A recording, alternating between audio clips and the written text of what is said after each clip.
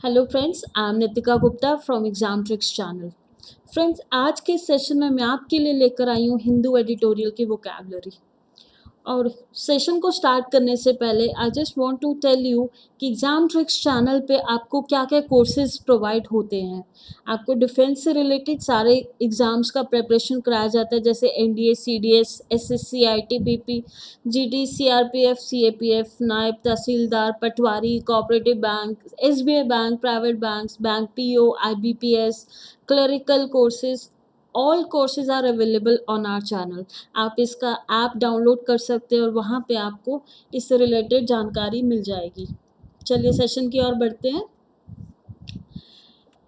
आज का हमारा फर्स्ट वर्ड है दैट इज सूटर। सूटर क्या होता है? जैसे किसी व्यक्ति को हम पसंद करते हैं और अपने लाइफ में उसको लाइफ पार्टनर बनाना चाहते हैं।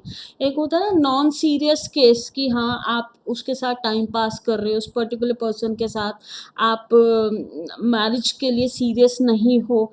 लेकिन यहाँ पे सूटर क्या होता है? आप एक व्यक्ति को पर्सनल उस व्यक्ति को पसंद करते हो, उसके साथ टाइम स्पेंड करना आपको अच्छा लगता है, उसके साथ रिलेशन में आप कंटिन्यू करना चाहते हो बेसिकली।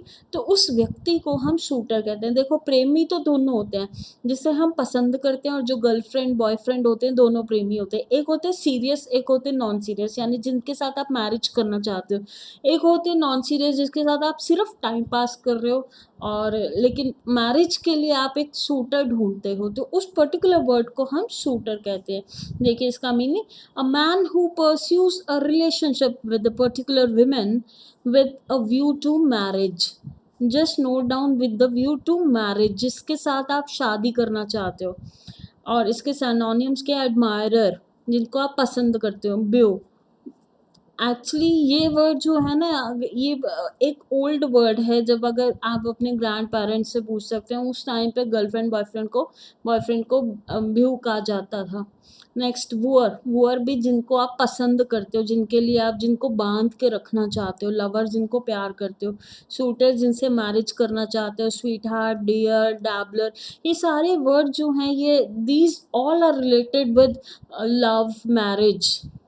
और इसका एंटोनियम क्या बने? अगर सूटर पॉजिटिव वर्ड है तो इसका एंटोनियम हमें नेगेटिव मिलेगा। नेगेटिव में एनिमी और गर्लफ्रेंड, जिससे आप शादी नहीं करते। और यहाँ पे जो आप जिससे शादी करना चाहते हो, ये सीरियस वाला हो गया, ये नॉन सीरियस मैटर हो गया। सेंटेंस देखते हैं। He was her most persistent suitor and she eventually agreed to marry him. यानी कि वो जो पर्टिकुलर व्यक्ति था, ये जो है उसका मोस्ट परसिस्टेंट शूटर है, मोस्ट जिनके साथ वो सीरियस हैं basically. And she eventually agree to marry him, और वो उन्हें मैरिज के लिए अग्री हो गई हैं। चलिए नेक्स्ट बढ़ते हैं। Next word is stashing. Stashing क्या होता है? कोई भी चीज़ को आप स्टोर करके रखते हो, सेव करके रखते हो। मतलब ऐसी ऐसी जगह में रख देते हो जिसे संभाल के रखना कहते हैं। It can be your cash, it can be your accessories, it can be your jewellery, it can be anything. कोई भी चीज़ आप हाइड करके रखते हो, छुपा के रखते हो किसी से।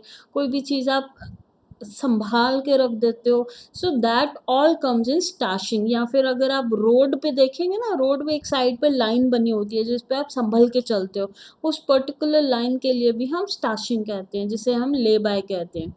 चलिए इसका मीनिंग समझते हैं। Store something safely and secretly in a specified place. कोई चीज़ छिपा के रखना, कोई चीज़ स्टोर के करके रखना, कोई चीज़ हाइड करके रखना। सिनोनिम्स में हाइड, स्टोर, सीक्रेट। सीक्रेट क्या होता है? बेसिकली एक लिक्विड के लिए बोला जाता है। जो ड्रम होते हैं ना, ड्रम में से लिक्विड निकलता है, उसको सीक्रेट कहते हैं।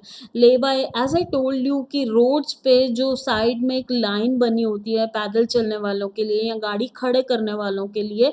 तो आप देखते हैं कभी भी कि कोई अपनी गाड़ी, चलती गाड़ी को एकदम से रोक देता है, तो वो बीच सड़क में नहीं रोकता, वो ले बाय में रोकता है, जहाँ पे आप उसको साइड पे रखते हो। तो यहाँ पे एंटोनियम्स क्या आ जाएंगे? यहाँ पे वो हाइड करके रखते हैं, बातें अंदर दबा के रखते हैं, छिपा के रखते हैं। यहाँ क्या करेंगे? वो बाहर निकालेंगे, बात बताएंगे। हैंडिंग आउट, किसी को देना, किसी को बताना। कास्टिंग, कास्टिंग भी बाहर निकालना बेसिकली। रिवील, रिवील भी बताना। और ओपन भी, ओपन अप होना। टेल मतलब बताना। सेंटेंस क्या? The wealth had been stashed away in Swiss banks. यहाँ पे क्या बात हो रही है कि वेल्थ जो है उनकी स्विस बैंक्स में सेव्ड है, स्टोर्ड है, संभल के रखी हुई है, छुपा के रखी हुई है, यू कैन से। तो इस तरह से स्टैशिंग का मतलब होता है कोई चीज़ संभाल के रखना, और ऑपोजिट क्या हो जाएगा कि बताना, निकालना बाहर। Next word effluent. एफ्लुएंट क्या होता है? वेल्दी पर्सन, जिसके पास बहुत धन होता है, जिसके पास बहुत दौलत होती है, जिसके पास जो बहुत धनी व्यक्ति होता है उसको एफ्लुएंट कहते हैं, यानी जो लग्जरियस लाइफ लीड करता है। Having a great deal of money, wealthy, धनी कहते हैं जिसको। सिनोनिम्स क्या हो गए? वेल्दी, रिच, प्रॉस्परस, जो सब चीज़ें लेने के काबिल है। एंटोनियम्स ये पॉजिटिव है, ये ले सकता है। एंटोनियम्स जिसके पास नहीं है, कुछ भी नहीं है, गरीब है, पैसे नहीं है, या बैंकरप्ट हो गया है, या दिवालिया निकल गया है, उन वर्ड्स को हम इनके एंटोनियम्स कहेंगे। पेनीलेस, कि जिसके पास पैसे नहीं है, पुअर है, गरीब है, बैंकरप्ट है, इंडेक्टेड है, यानी कि जिस पे पैसा नहीं, कर्ज चढ़ चुका है। Cigarette smoking use to be a commoner among affluent people, यानी कि जो धनी लोग होते हैं ना वो ज़्यादातर सिगरेट स्मोकिंग करते हैं, ये कॉमन है। Okay, demoralise. डीमोरलाइज क्या होता है? किसी को निराश करना, किसी को कहना कि तुम नहीं कर सकते, you can not do it. देखिए, कैन वर्ड में ना बड़ी शक्ति होती है, बड़ी ताकत होती है। अगर हम किसी को बेसिकली अगर हम किसी का कॉन्फिडेंस इंक्रीज करें ना, तो हम ये कहते हैं यू कैन डू इट। उस इंटरनली उसको हिम्मत मिलती है, हौसला मिलता है, फिर चाहे वो छोटे बच्चे हैं, या आपके आसपास के कलीग्स हैं, या दोस्त हैं, या फैमिली मेम्बर्स हैं। लेकिन वही हम उसके ऑपोजिट में उसको कह देते हैं you can not do it, आप नहीं कर सकते, आपके बस का नहीं है। So this is basically negative word. जब हम किसी को डीमोरलाइज करते हैं, उसके कॉन्फिडेंस को, बेसिकली हम कॉन्फिडेंस को गिराने की कोशिश करते हैं। कई लोग तो जानबूझ के करते हैं कि नहीं तुम नहीं कर सकते, तो गिराने की कोशिश हो रही है। Cause someone to lose confidence और होप, नैतिक करना।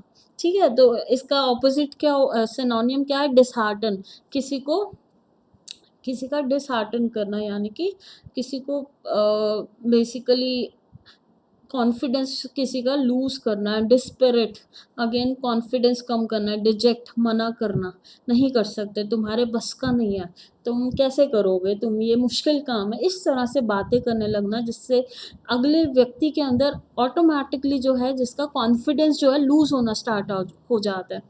अब एंटोनियम्स की बात करते हैं। चेयरअप करना, किसी को हौसला देना, खुश करना, किसी को बूस्ट करना, बेसिकली किसी को बोलना yes you can do it, ये तो कुछ भी नहीं है, ये तो बहुत ईजी है, ये तो तुम ईजिली कर सकते हो। इस तरह के वर्ड जो हैं basically that that are antonyms of demoralize. Gladden करना, किसी को बाग बाग कर देना, खुश कर देना।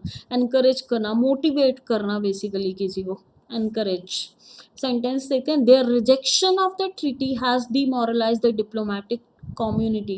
डिप्लोमेटिक कम्युनिटी जो एक देश और दूसरे देश के बीच में जो संधि कराते हैं, उनकी बात हो रही है कि जैसे ट्रीटी संधि बेसिकली रिजेक्ट हुई, तो ये जो डिप्लोमेटिक कम्युनिटी है ये डिमोरलाइज होगी। हो जाता ना कई बार, हम कोई चीज़ के लिए कोशिश कर रहे हैं और वो सामने वाला व्यक्ति उसको रिजेक्ट कर देता प्रपोजल को। हम प्रेजेंटेशंस बना रहे हैं, हमारे टीचर्स या हमारे बेसिकली हम हमारे बॉस जो हैं उनको रिजेक्ट कर देते हैं, तो किस तरह से हम डिसहार्टन हो जाते हैं, उसकी बात की गई है।